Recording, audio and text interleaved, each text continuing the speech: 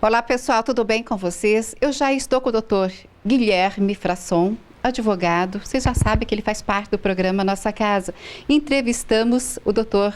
Guilherme muitas vezes. E hoje nós vamos falar sobre um assunto no qual nós não tratamos até hoje, né? Não conversei com ele, que é sobre herança e divórcio.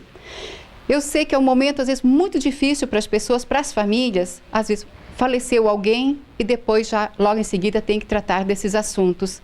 Por isso que eu acho, né, em particular, que é muito importante fazer isso tudo em vida, né? Você está bem, está tranquilo, faça a sua partilha, divide o que tem para dividir. Se tem dívida, divide também. Então, tem todas essas coisas.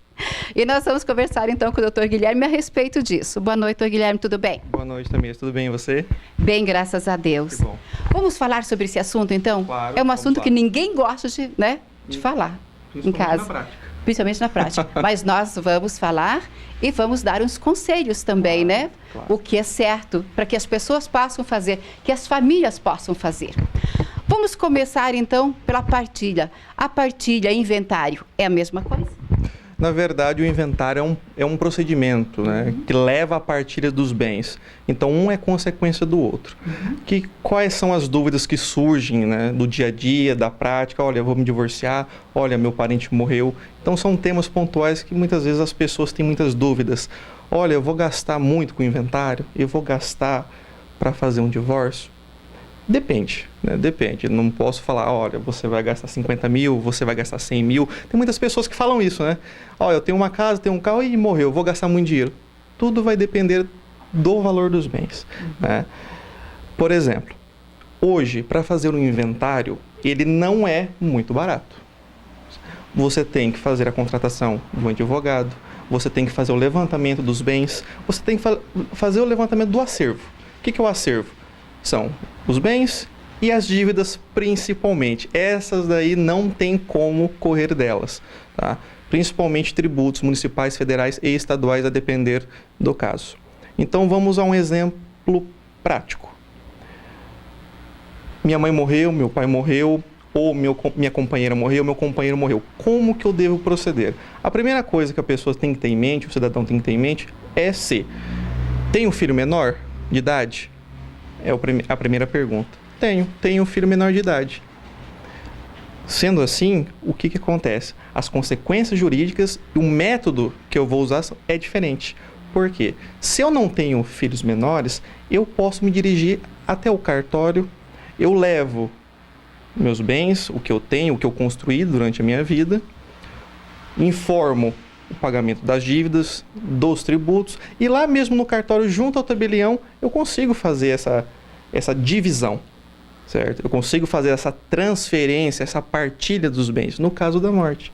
No divórcio também há essa possibilidade. Então, muitas vezes as pessoas pensam assim, mas só judicialmente eu tenho que fazer? Eu tenho que ir na frente de um juiz, eu tenho que passar por aquele transtorno de ir num fórum, porque de fato, hoje a nossa realidade, uma população ainda que tem muito misticismo, né? O judiciário é um bicho de 7 cabeças, eu não gosto de ir na frente do juiz.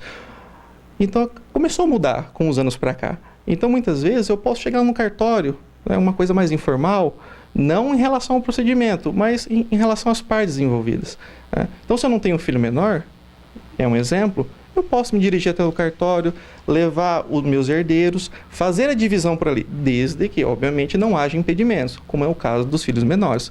Por quê? Porque tem que ter a presença do Ministério Público. Se tiver filho menor ou tiver herdeiros incapazes. Eu tenho meu herdeiro, ele é maior de idade, tem 30, 40 anos, só que ele é deficiente, ele é uma pessoa interditada. Então, isso tem que ser levado judicialmente, tem que ser levado ao conhecimento do juiz, tem que ser levado ao conhecimento do promotor de justiça. Tudo visando a proteção do incapaz. Então, olha que interessante. Então, não é porque eu tenho bens a serem partilhados, através de um processo de inventário, que eu posso ir pelo caminho mais célere, e não posso abreviar o caminho. Muitas vezes eu tenho sim que judicializar a questão. O que é judicializar? Levar para o judiciário, trocando em miúdos. Então isso é uma questão interessante. Não tem jeitinho brasileiro. Não tem jeitinho nesses casos, né? Até mesmo o tabelião não pode proceder o inventário a partir dos bens com impedimentos legais. Tem que ser levado para o juiz, tem que ser levado ao conhecimento do Ministério Público. Mas E se eu não tenho filhos menores? Cartório. Pago minhas dívidas, pago o imposto, que isso daí é o que causa uma certa tormenta na vida das pessoas, porque é caro, tá? O tributo é caro, infelizmente, tá? Você vai... A meieira não incide imposto para meiação. Se eu tenho a meieira, não vai incidir imposto. Mas para os herdeiros, cada um vai pagar correspondente à sua cota à parte. Portanto, quando a pessoa for fazer o inventário, não caia nessa de, olha, eu posso ir lá fazer sozinho. Sempre consulte um advogado. Sempre. É importante. Porque tem muita gente também que tem aquele preconceito, né? Não vou no advogado, que ele vai me cobrar muito caro, né? Mas não. É melhor você ser acompanhado do advogado, fazer uma coisa certinha, tudo direitinho, do que você tiver uma dúvida, assinar uma coisa muitas vezes que você não sabe e acabar, com perdão da palavra, quebrando a cara lá na frente. Exatamente. Né? Então é sempre procurar um profissional de confiança. Sempre. Ainda que seja um procedimento mais simples. Não importa. Sempre tira essa dúvida. Sempre. Não é a mesma coisa. Eu peguei uma gripe, vou no farmacêutico, pego um remedinho e tá. E se for uma coisa pior? Melhor ir no médico. Então sempre procura um profissional de confiança. Tá? O que acontece quando é o procedimento judicial? O advogado também é indispensável. Indispensável. Porque é ele que vai levar ao conhecimento do juiz e do promotor a sua pretensão. Que é o quê? Você receber aqueles bens que foram deixados por algum herdeiro. Certo? Então, sempre atentar para isso. Sempre consultar um advogado, sempre procurar saber dos seus direitos. Se não for um advogado, se eu não tiver condições, um defensor público. Né? Embora aqui em Umuarama nós tenhamos aí a Defensoria Pública da União, que não vai atuar especificamente nesses casos, nós temos também os advogados dativos, que podem estar também promovendo esse tipo de procedimento com nomeação do juízo. Depois o Estado ele vai e remunera esse defensor. O juiz não pode fazer isso, por exemplo. Não, o juiz não tem essa legitimidade, certo? Nenhum promotor. Ele é outra situação, ele entra em outra situação. Exatamente. Ele é um terceiro imparcial, que vai, na verdade vai julgar a causa. É ele que vai julgar. Então ele não pode simplesmente falar assim, eu vou defender seus interesses. Não, porque ele julga. Ele que fiscaliza o procedimento, ele que bate o martelo no final das contas. E o promotor, ele é esse fiscal da lei. Né? Tem o juiz, que é o imparcial, que vai julgar.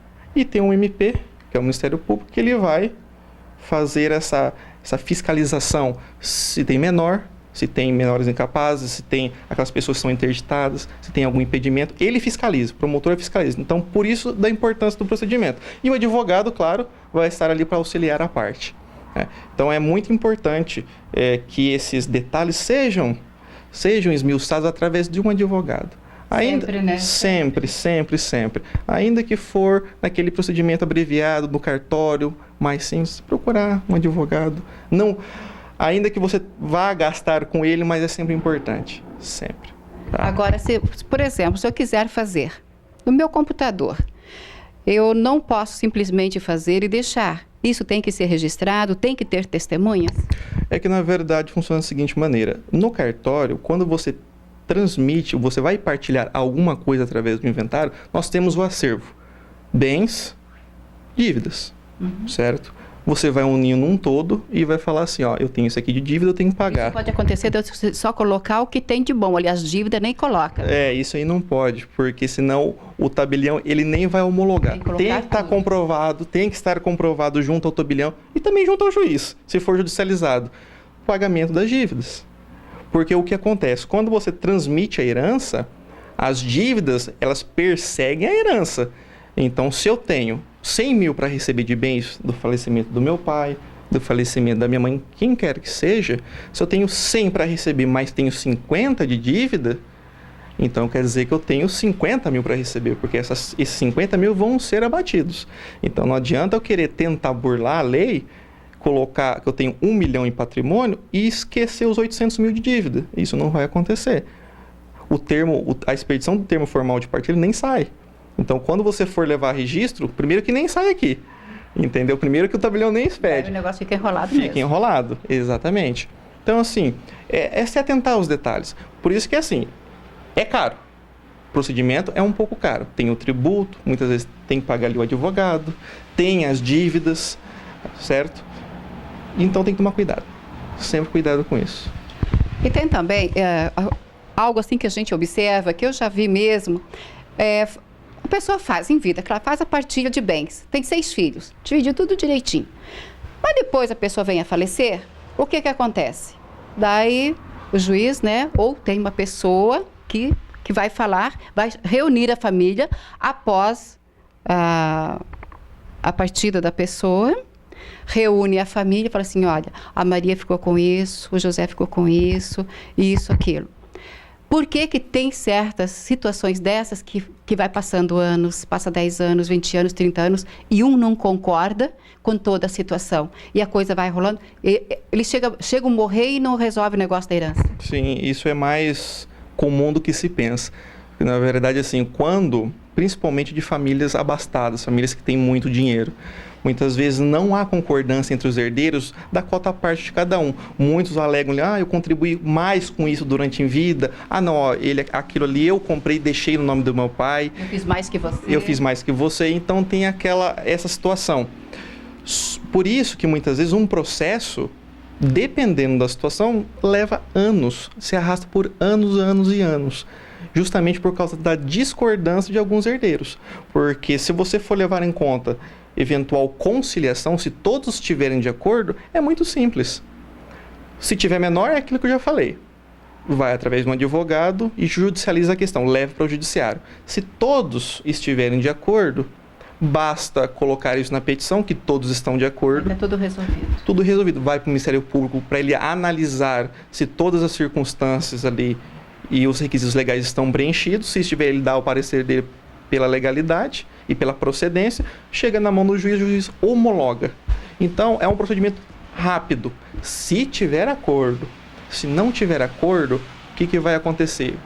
O procedimento que era para durar aí 1, 2 meses, ele vai se arrastar por anos. Porque daí o herdeiro vai poder produzir provas, ele vai contestar aquilo que os demais herdeiros estão pedindo. Então, isso vai virando uma bola de neve. E isso aí pode se alastrar por anos, anos e anos e anos. 40 e poucos anos, isso nunca foi resolvido. Exatamente. Uma coisa que as pessoas têm uma certa dúvida. Eu posso fazer herança de pessoa viva? Não pode. Então, isso não é herança, isso é testamento. Porque eu não posso falar assim, eu vou fazer herança da Tamires. Só que você está viva. Eu não posso chegar no cartório e falar assim, eu vou transmitir a herança da Tamires. Eu não posso. Isso aí a lei não permite. Então, a herança, pessoa morta. Tem que ter a pessoa morta para abrir a sucessão. Tá? Agora, o testamento já é diferente. Eu, em vida, eu que sou detentor dos bens, do acervo, eu posso doar parte do meu bens, do meu acervo, para um terceiro. Desde que, obviamente, eu faça da parte disponível do patrimônio. O que isso quer dizer? Eu não posso prejudicar nem a ameação do meu cônjuge, e nem posso prejudicar a quota parte dos meus herdeiros. Isso quer dizer o quê? Se eu tenho uma esposa e tenho filhos, consequentemente, a depender do regime de casamento, claro, isso aí vai ter que ser analisado cada caso, mas vamos fazer pela regra geral. Comunhão parcial de bens, nós dois casamos, adquirimos 2 casas durante a nossa vida. Tivemos 2 filhos. Esse é um exemplo clássico, mais simples que eu posso dar aqui. Eu posso doar a minha cota à parte. Então, assim, metade de tudo da minha esposa. E a outra metade dividido para os dois. É minha. Metade da minha esposa e metade minha. Então, em tese, meus filhos também têm uma parte que pertence, que compete à herança. Eu posso doar uma parte só do que me compete. Aí eu posso destinar para quem eu quiser. Agora, eu não posso prejudicar a cota à parte dos meus herdeiros. Isso jamais. Inclusive, cabe até ação anulatória desses bens. Aí talvez tenha aquela pessoa que pergunte assim, mas e se eu estiver passando por uma dificuldade financeira, o pai perdeu o emprego, ou a mãe perdeu o emprego e tem que vender os bens para sustentar a casa? Não, aí é uma situação diferente. Aí está em jogo a sobrevivência da família. Então, daí você pode vender naturalmente, você pode adquirir outros, vender tudo e ficar sem nada. Isso não quer dizer que você está comprometendo a herança, é porque naquele momento você precisa para sobreviver. O que você não pode é deixar um testamento pegando parte daquilo que não te pertence legalmente. E isso não pode. E friso mais uma vez, herança de pessoa viva não existe. Então não adianta eu chegar lá e falar, Tamires, eu vou transmitir teus bens para os herdeiros. Não, você está viva, não pode. Agora, se um dia você quiser deixar através de um testamento, existem vários. Existem os especiais, existe o mais comum do dia a dia, existem vários, na verdade. Cada um para um caso específico. Mas o normal é aquele simples, que a gente vê no dia a dia, que a gente vê nos jornais. Eu tenho minha porção de bens, eu posso destinar isso aqui para um vizinho, para uma sociedade de animais, para quem eu quiser. Que é muito comum hoje em dia doar para a sociedade de animais. Nada contra e até um ato de glória, vamos dizer assim. Mas, lembrando, não posso mexer, vamos dizer assim, nos bens que competem aos meus herdeiros, nem a minha esposa ou esposo, dependendo da situação. Simples assim. Vamos falar um pouquinho sobre divórcio? Claro. Porque esse assunto, gente, olha, rende muito, pode ter certeza. Teria muito o que falar. No divórcio, né, o casal casado certo. E tem filhos. Como que funciona tudo também, a divisão de bens? Separação. A separação e divisão de bens. Infelizmente, é mais comum na nossa prática a existência de inúmeros divórcios. De ser casado parcial de bens, que muita gente tem. Exatamente. A comunhão parcial de bens é a regra geral. É a regra geral. O que adquiriu na constância do casamento para frente, meio a meio. Não tenho muito o que discutir nesse caso. Tem a separação total, cada um tem o seu, certo? Tem a participação final dos aquestos, que é um regime que ninguém mais usa, já caiu em desuso faz muito tempo. Tem a comunhão universal, que é aquilo que eu tinha antes, e você também tinha antes, se unem e formam um acervo. Então, vai depender muito daquilo que for estipulado no momento do casamento. Mas vamos partir do pressuposto da regra geral, que é a comunhão parcial. Casei, o casal, na verdade, ele adquire certos bens durante a constância do casamento e vem a ter filhos. Só que por uma infelicidade eles resolvem se divorciar.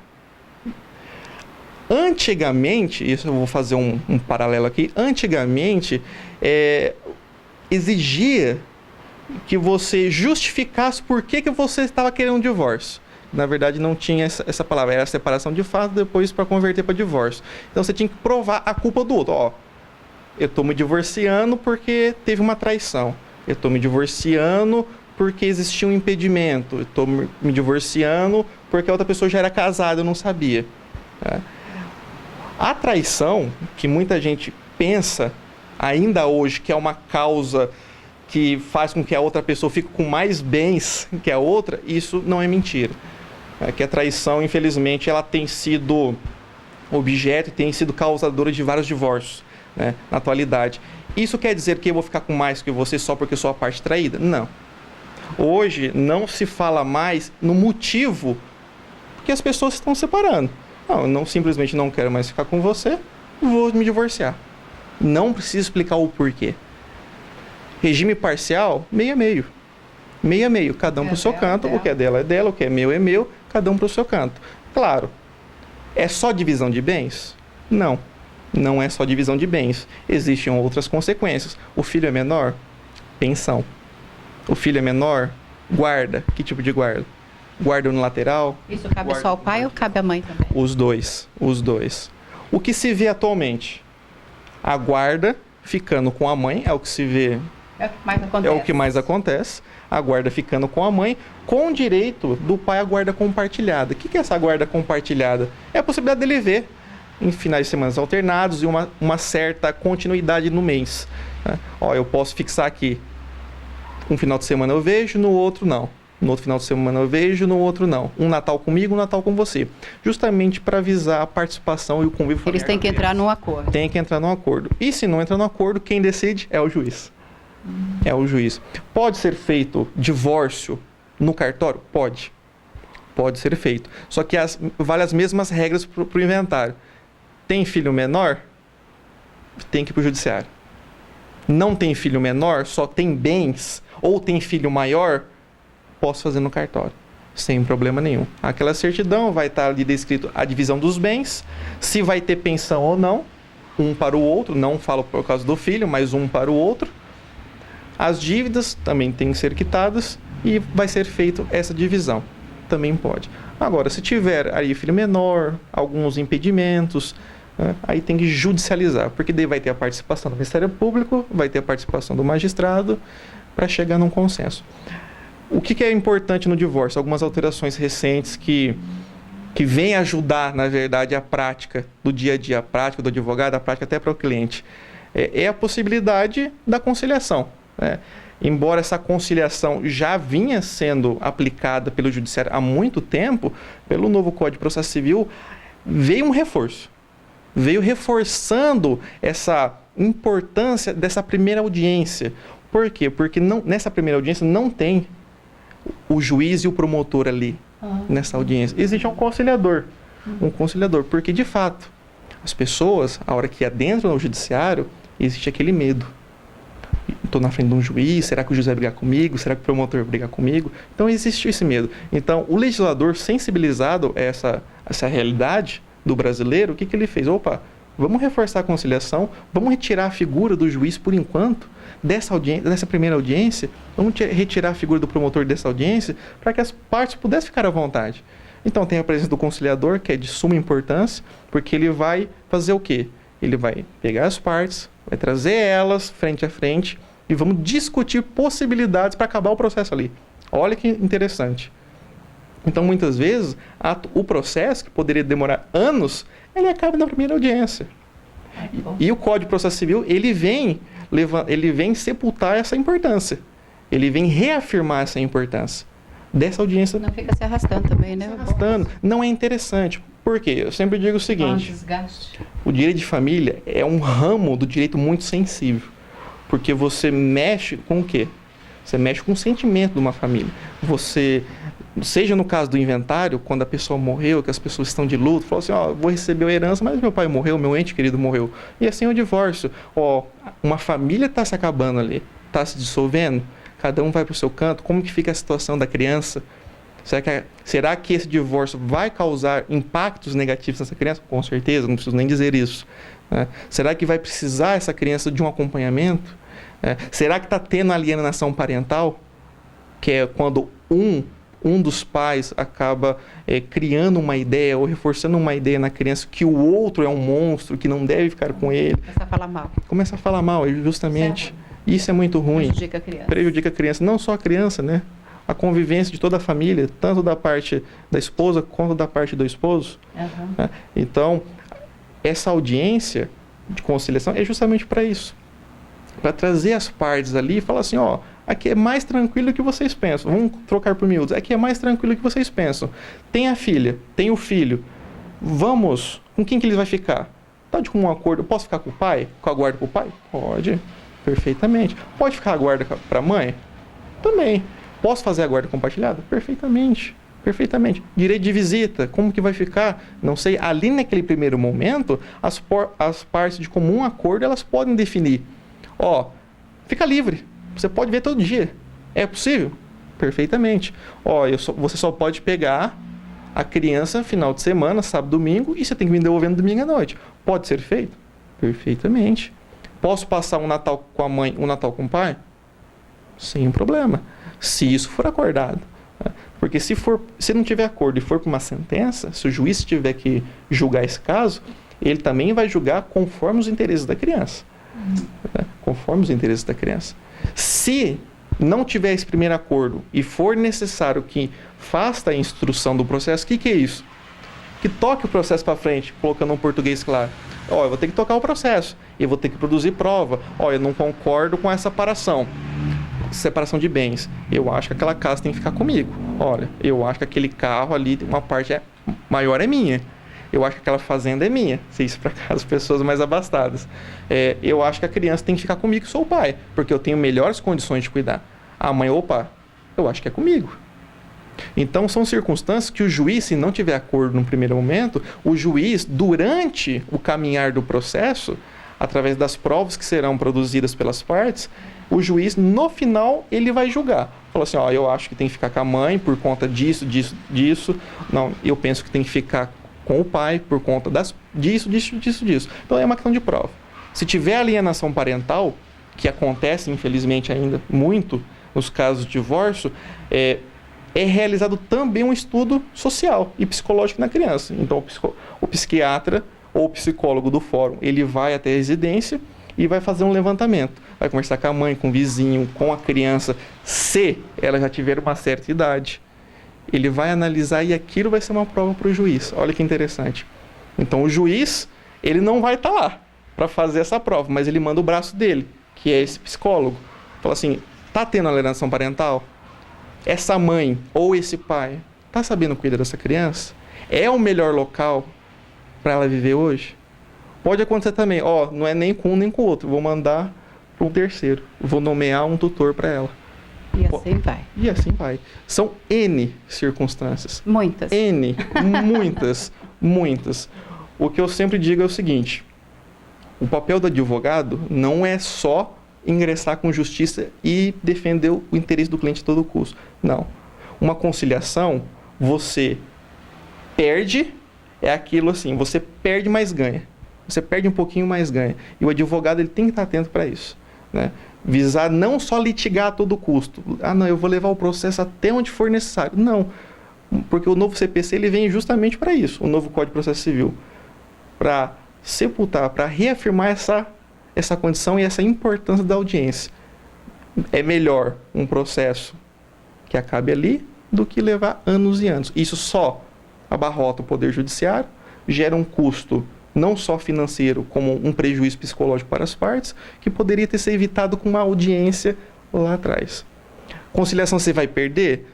Eu não diria perder, mas você acaba abrindo mão. Você não tem 100% daquilo que você quer muitas vezes, mas é melhor ter 90% agora e sair com a cabeça tranquila, sair com a mente livre, do que você querer 100% lá na frente e sofrer. Então, muitas vezes tem que ver o custo-benefício e continuar brigando. Tem que ver o custo-benefício. O que vale mais? Uma relação duradoura, uma relação inteligente, sadia, entre as partes que, ainda que sejam divorciadas, mantêm aquela relação bacana por conta da criança, ou uma briga sem fim, infindável. Qual que é preferível? Então, é claro, cada caso é um caso, mas sempre impulsionando a conciliação. A conciliação é sempre muito importante, a menos que não der mesmo, a menos que as partes sejam relutantes, mas aí cada caso é um caso. Tudo tem solução. Tudo tem solução. Doutor Guilherme, nós vamos ficando por aqui. As portas do programa ficam abertas aí para você. Esse assunto é um assunto que exige mais atenção da gente mesmo. Com certeza. Né? E assim você vai trazendo todos esses assuntos, principalmente no que diz aposentadoria, né, que já fiz matérias com você, e a respeito do divórcio também, e testamento, e partilha, inventário, tudo que vocês queiram. Entre em contato com a gente, o programa Nossa Casa, vou deixar o e-mail para vocês no rodapé. Programa Nossa Casa TV, hotmail.com. Programa Nossa Casa TV, @hotmail.com. O nosso telefone de trabalho, 9768-2411. Pode ligar, o celular está ligado 24 horas, e é WhatsApp também. Deixe suas perguntas, depois eu encaminho para o doutor Guilherme e nós fizemos mais uma matéria a respeito do assunto e deixando vocês bem esclarecidos a respeito também. Eu agradeço carinhosamente a tua atenção. Já praticamente começando a semana aí já com essa matéria que eu acho importante. E até a próxima. Até a próxima, Tamires. E boa noite a todos.